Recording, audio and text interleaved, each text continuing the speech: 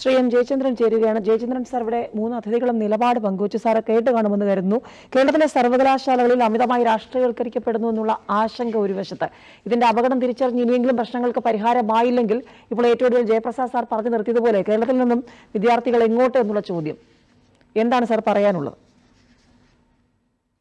ഇതില് എനിക്ക് ഒന്നാമത്തെ പ്രശ്നം ഈ കണക്ടിവിറ്റി പ്രോബ്ലംസ് ഉണ്ടായിരുന്നു. എനിക്ക് ഇടയ്ക്കിടയ്ക്ക് ഇങ്ങനെ പോകുന്നുണ്ടായിരുന്നു. അബ്സ്ട്രാക്റ്റ് ആയിട്ടാണ് പലപ്പോഴും കേൾക്കാൻ സാധിച്ചത്. അതിൽ നിന്ന് കേട്ടത് വെച്ചാണ് പറയുന്നത് കേട്ടോ. പ്ലീസ്. ഇപ്പൊ ഈ വിഷയത്തില് കേരള സർക്കാർ എന്തോ ഗുരുതരമായ ജനാധിപത്യ വിരുദ്ധമായ, വിദ്യാഭ്യാസ വിരുദ്ധമായ, കേരള വിരുദ്ധമായ നിലപാടുകൾ സ്വീകരിക്കുന്നു എന്ന് പറയാനാണ് പാനലിസ്റ്റുകൾ എല്ലാവരും ശ്രമിച്ചതെന്നാണ് എനിക്ക് മനസ്സിലായത്. ഞാൻ പറഞ്ഞില്ല, ഇടയ്ക്കിടയ്ക്ക് കേൾക്കുന്നത് എനിക്ക് എങ്ങനെയാണ് മനസ്സിലാക്കാൻ സാധിച്ചത്. പക്ഷേ അടിസ്ഥാനപരമായ പ്രശ്നമായിട്ട് എനിക്ക് തോന്നിയത്, നമ്മൾ അതല്ലല്ലോ ഇന്ന് ചർച്ച ചെയ്യുന്നത്. സുപ്രീം കോടതി ഇക്കാര്യത്തിൽ സ്വീകരിച്ചൊരു നിലപാടുണ്ട്. ആ നിലപാട് ഇന്നലെ സ്വീകരിച്ചതാണ്. ഈ കേസ് ചാൻസലർ കൊടുത്ത കേസ് സുപ്രീം കോടതി മുമ്പാകെ ഇന്നലെ വന്നപ്പോഴാണ് ഇക്കാര്യത്തിൽ നിലപാട് സ്വീകരിച്ചിട്ടുള്ളത്. അത് താൽക്കാലികമായ നിലപാടാണ്. തുടർ ഹിയറിങ്ങിന് 13/8 വെച്ചിരിക്കുകയാണ്. ഈ മാസം 14 മാറ്റി വെച്ചിരിക്കുകയാണ്. അപ്പൊ അതല്ലേ ചർച്ചയിൽ വരേണ്ട വിഷയം. സ്ഥിരം VC-മാർ എന്നുള്ളത് ഫോക്കസുള്ള ന്യൂക്ലിയസിലുള്ള പ്രശ്നം അത് തന്നെയാണ്. അത് വരട്ടെ. അല്ലാതെ കേരളത്തിന്റെ ജനാധിപത്യ വിരുദ്ധത സർക്കാർ കാണിക്കുന്ന പ്രശ്നം ഇത് ഞാൻ പെട്ടെന്ന് ഓർത്ത്, ഇത് കേട്ടപ്പോൾ എനിക്ക് പെട്ടെന്ന് ഓർമ്മ വന്നത് ഈ മുൻ ഗവർണർ ശ്രീ ആരിഫ് മുഹമ്മദ് ഖാന്റെ കാലത്ത് കണ്ണൂർ VC-യുടെ പ്രശ്നം ഉണ്ടായല്ലോ. അന്ന് നിരവധി ചർച്ചകൾ പങ്കെടുത്ത കൂട്ടത്തിൽ ആ ചർച്ചകളിലെല്ലാം ഞാൻ അവസാനം പറഞ്ഞത് ഗവൺമെന്റ് നിശ്ചയമായി ക്യൂറേറ്റീവ് പെറ്റീഷനുമായിട്ട് പോകണം എന്നുള്ളതായിരുന്നു. ആ ക്യൂറേറ്റീവ് പെറ്റീഷനായിട്ട് പോകാൻ പക്ഷേ ഗവൺമെന്റ് എന്തുകൊണ്ടോ തയ്യാറായില്ല. പക്ഷെ അതല്ല ഇവിടെ ഇക്കാര്യം പാനലിസ്റ്റുകൾ പറയുന്നത് ബോധപൂർവം സർക്കാർ അക്കാര്യത്തിൽ ചില കളികൾ കളിക്കാൻ തീരുമാനിച്ചു എന്നാണ് പറയുന്നത്. ക്യൂറേറ്റീവ് പെറ്റീഷൻ ഒന്നാമത് കളിയല്ല, നിയമപ്രകാരം തന്നെ കൊടുക്കാൻ കഴിയുന്ന ഫലപ്രദമായ ഒരു മാർഗമാണത്. പിന്നെ ഈ എനിക്ക് പുറത്തും സമ്മർദ്ദമുണ്ടായി എന്നുള്ള ഒരൊറ്റ വാക്കിലാണല്ലോ ആ തീരുമാനം സുപ്രീം കോടതി പുതിയൊരു തീരുമാനമായിട്ട് വരുന്നത്. I was under pressure from outside എന്ന് ചാൻസലർ പറയുന്നുണ്ട്. അതാണ് സുപ്രീം കോടതി അന്ന് ശരിവെച്ച ഒരു പ്രധാനപ്പെട്ട വാചകം. മറ്റു 3 വാദങ്ങളും തള്ളിക്കൊണ്ടാണ്.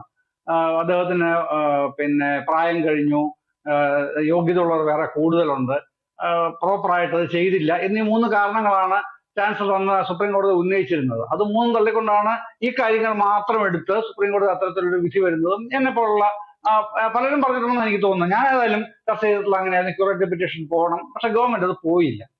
അതിൻ്റെതായിട്ടുള്ള പ്രശ്നങ്ങൾ വേറൊരു രൂപത്തിലാണ് ഇപ്പൊ വരുന്നത്. ഇപ്പോ വരുമ്പോ എന്താണ് പ്രധാനമായിട്ടും പിന്നെ ഇദ്ദേഹം ചാൻസലർ പറയുന്നത് എന്താണ്? ചാൻസലർ സർക്കാർ ലിസ്റ്റ് തള്ളിയാണ് ശ്രീമതി സിസ തോമസിനെയും ശ്രീ ശിവപ്രസാദിനെയും നിയമിക്കുന്നത്. അപ്പോ ഈ താൽക്കാലിക VC-യെ സർവകലാശാല നിയമത്തിലെ വ്യവസ്ഥ പ്രകാരം നിയമിക്കണം. അത് സർക്കാർ നൽകുന്ന ലിസ്റ്റിൽ നിന്ന് വേണം. അതാണ് സ്റ്റാറ്റ്യൂട്ടറി പ്രൊവിഷൻ. ഇത് സുപ്രീം കോടതിയും ഹൈക്കോടതിയും അംഗീകരിച്ചിട്ടുണ്ട്. ഈ UGC മാനദണ്ഡങ്ങൾ പ്രകാരമുള്ള യോഗ്യതയുള്ള ആൾക്കാരെ വേണം സർക്കാർ ശുപാർശ ചെയ്യാൻ എന്നുള്ളത് അടക്കമാണ് ഇതിൽ വന്നിട്ടുള്ളത്. അതൊക്കെ ഇന്നലെ അതിൽ വരുന്നുണ്ട്. പക്ഷേ ചില ലൂപ്പ് ഹോൾസ് അതിന് സുപ്രീം കോടതിയുടെ ഇന്നലത്തെ ഉത്തരവിൽ വന്നിട്ടുണ്ട് എന്നുള്ളത് വസ്തുതയുമാണ്. അത് കൂടുതൽ വിശദീകരിച്ച് വരുന്നത്, അല്ലെങ്കിൽ സ്പഷ്ടീകരണം ഉണ്ടാവുന്നത് 13 ആ കേസ് വീണ്ടും പരിഗണിക്കുമ്പോഴാണല്ലോ ഉണ്ടാവുക.